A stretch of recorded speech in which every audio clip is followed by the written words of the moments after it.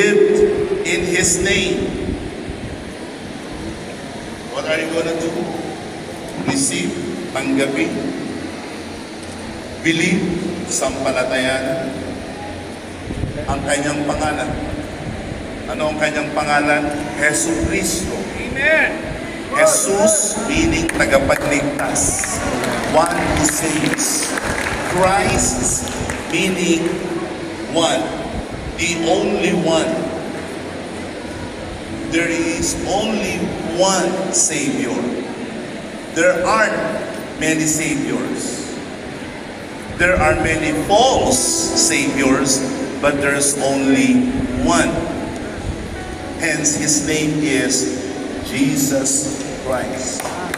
The Bible says in the book of Acts 4, if I'm not mistaken, verse 12, can we put up that verse? There's only one name. Salvation is found in no one else, for there is no other name.